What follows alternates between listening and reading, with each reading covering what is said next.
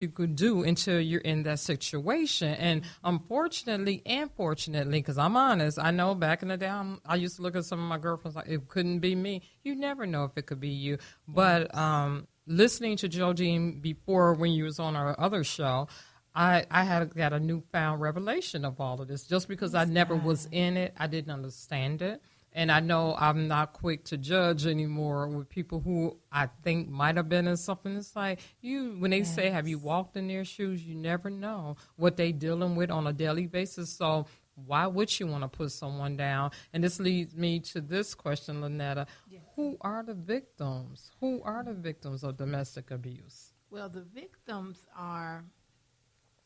there are statistics that talk about men and women, but there's not a set age. There's not a set parameter of people. Anybody can be a victim. It's not a age thing. It's not a race thing. It's really not even a cultural thing. It's from a men and women standpoint, there's so much that you can go through and so much that you can experience. And I think oftentimes, and I'm sure Jodine can agree to this, a lot of people are in those situations and don't even realize that they're in the situation, especially when we begin to talk about the emotional and the verbal abuse, which is pretty much a lot of what I suffered through. But I was sexually assaulted very young at the age of 4 by a family member. So my identity or the view of how I saw myself was very distorted already. So there was a lot of shame. There was a lot of pressure that I put on myself as this person that was unworthy. So when that began to come to me, the emotional abuse, the verbal abuse, at first I did not even identify because I was so comfortable with being that way myself that other people doing it just seemed like a normal thing to do until I just kind of got, and it wasn't actually until I had children that my eyes began to be kind of open. You know, it was like I think I was just kind of used to it, used to the neglect, used to the indifference, because it was a family member that I suffered through. And I just think my parents weren't at a place to really be supportive at that time, didn't know what to do. Everything we talked about earlier stays in the house. My mother found out 8 years later. My father never knew. My mom decided not to tell him. Now, as an adult, I understand probably the safety of that to a certain degree, but when you're a child, you don't see it. It's like I'm already ashamed. I'm already buried. I always feel unworthy, and now I have no help. I have no protection. So I felt uncovered. I felt unprotected. Did you make that your normalcy to live hidden? You was hidden. You hid all your feelings for all of that? For a while, I did. And then when I became a teenager and I just no longer wanted to conceal it because I started to identify how much it was tearing me up on the inside, it was very hard to find, again, what we talked about earlier, people who were supportive. If they weren't judging, then it was just like, because when I talked about it, I really started to talk about it, including the sexual abuse, including where I was, my thoughts at that time, suicidal thoughts, and the relationships that I was in. And I think the neediness for so many people was too overwhelming. Like, it was like it's too much. You're giving me too much. They really didn't know how to help. And I think at that time, still being a minor, they were maybe concerned with how much they could help.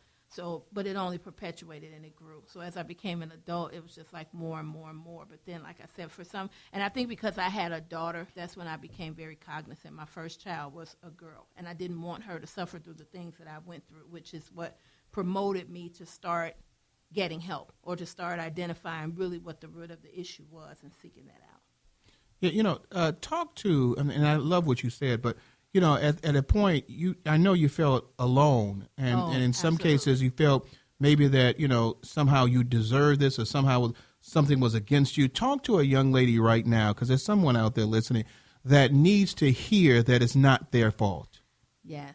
I mean, that is so huge. And I'm just looking at it from a practical standpoint. At 4 years old, there was nothing that I could do. There's no style of dress.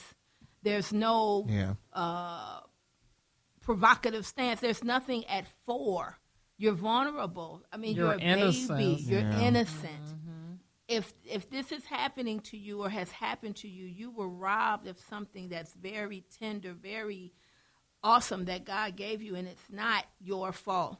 If I could tell you how many times I just want to hear that, even from my mom. I understand it was a state of shock. I understand that it was someone within her family, so it was hard to deal with. She probably felt ashamed, or if they wouldn't have been there. So I understand all of that now as an adult, but if somebody just would have said simply, it was not your fault. It was not your fault. We'll get you some help. What do you need? It was never that. It was like it was exposed. They knew, and it's like, okay, just let's go on with life. And I'm like, how am I going to do that, you know? So, yes, for any young person, and even now, I mean, I'm 45 years old. I thank God for where I've come from, but it's so much. I attempted suicide. I've gone through a lot to get to these years, and I know that there are women who are in the same place. It was not your fault. You know, who you were created with beauty. You were created with power. Amen. I have learned now to take that pain and use it for a purpose, but it was a long process and still journeying through that process. So I just want to encourage anybody who's listening, who's hurting, who still hasn't even had an opportunity to expose it. I mean, there's so much power in no longer concealing. Right. There's a freedom in being able to say, this is what I've gone through, this is what I've endured, because the shame is what really was killing me. And then what happens is you have all of these effects, because I went into a long stage of promiscuity. So it's like the door has been opened. So now the seed is planted. I'm perpetuating the seed over and over and over and over again. And it wasn't until I said, hey, look, this is what I'm dealing with. I'm struggling. I need help, that I even started on that process. Yeah. So That's good. Hey, Jodine, with that in mind, because, you know, there's a dark period that you're going through when you're, like she said, she started being promiscuous as well. That was a hard P to get out there. And, you know, she was, you know, but that's systematic of what has happened.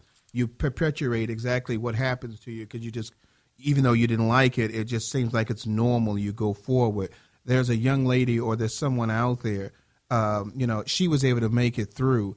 Help them with maybe a step that they can take from that one step, because you don't go from darkness to light. There's a step process. Absolutely. Help them with that process. The first step would be acceptance, acceptance in what is happening, because a lot of times people will try to block it out. Yeah. You know, as it's not happening, it didn't happen. I just spoke with a lady the other day, actually, who has went through the sexual and physical, and her boyfriend was very concerned because she's not speaking about it. And her statement to me was, you know, I went through it. It's my past. I'm not here now. So the first step would be acceptance. The second step, I would say, is forgiveness. Because oftentimes we blame ourselves for what we went through or what happened to it. And as, you know, you mentioned earlier, when you don't know, when you don't understand, it's really hard to move forward, because we do find ourselves in these situations. When I was going through the domestic violence, I did not know I was in domestic violence, because I never seen it, never heard of it. I didn't know. So forgiveness of yourself and forgiveness of the other person. Yeah. So I like that you said that the other person, Garrett. That was very good. Go ahead. That's a big P. Yeah, to that swallow. is. Very. Yeah. Very. Because, you know, and I'm assuming it's okay to mention scripture, seeing you guys mentioned in the beginning, but it goes back to the Bible, you know, with Jesus, when he prayed to God and said, forgive them, Father, for they know not what they do. Amen. And right. it's the same thing with the perpetrator. You know, they don't understand, you know, whether they were a statistic or whatever they were taught, whatever the reason may be, you have to learn to forgive them as well. Can I touch on that a little bit, because it's so true, the perpetuation and the cycle, and that's another reason why no longer concealing has to take place, so that that cycle could be broken, because the person that did it to me, it was done to them. And then the person that did it to them did it to somebody. And this was all in the bloodline. It's going all back. Yeah. So, again, we're talking about scripture, generational curses, all those things. From our standpoint, cultural standpoint, and we're not going to pinpoint it solely on us, but even going back to those times of slavery. I mean, this is like years, 400 years beyond. And if nobody talks about it and deals with it and addresses it, it's going to continue to just go on and on and on. And, you know, and it's unfortunate that we're still in that scenario right now where it's kind of taboo to discuss it. Even though we've got all these groups out here, we got so many people that can help you with it. The fear, and that's what I want you know, both of you to talk about next before we go to our break. the fear of actually speaking out. It takes a lot of courage to say that, because you have to go through that forgiveness process, and it's hard to forgive yourself for something that's happened, and the fear of actually forgiving and then speaking out on it. Talk a little bit about overcoming that fear. The Bible says we should be overcomers, but it's hard when something like happens to you, because the fear is that I'm going to be blamed as well. Yes. And so talk a little bit about that. Yes. Well, that's actually my whole focus, and what actually started me on my initiatives and working with other survivors, because what I have found for myself as well as others, when you can come across other individuals who are not afraid to speak up, it's kind of like, wow, if she can do it, I can do it also. Finally, somebody who understands. Yeah. Finally, somebody who's not going to judge me and put me down and criticize me. So by finding an individual that can walk that path with you and help you, helps you overcome that fear.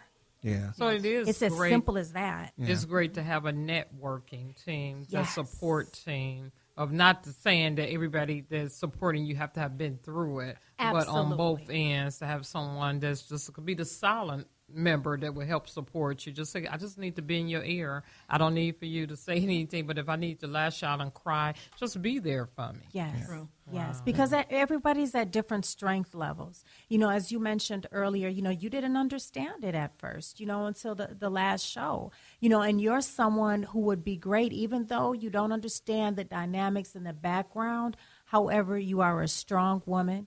You know who you are.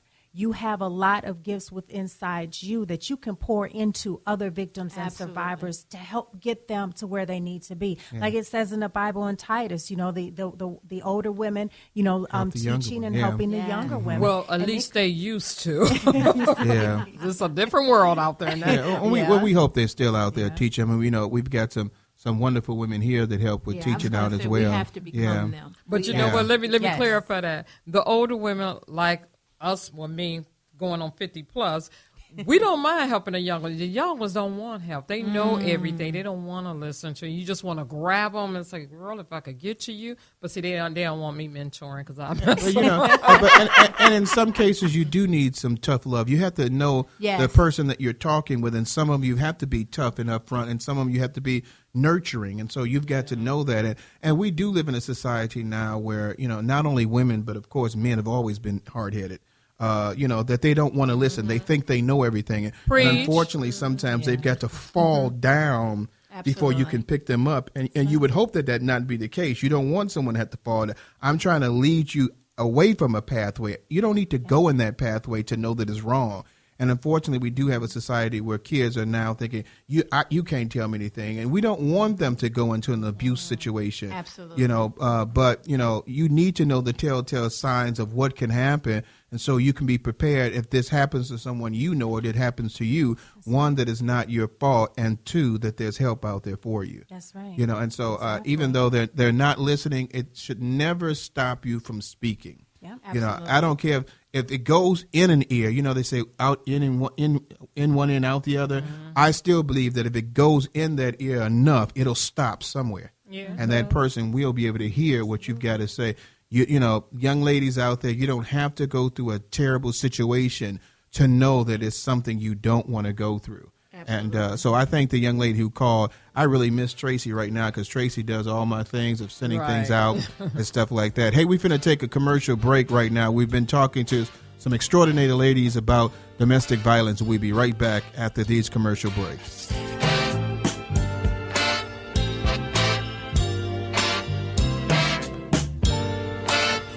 Good evening.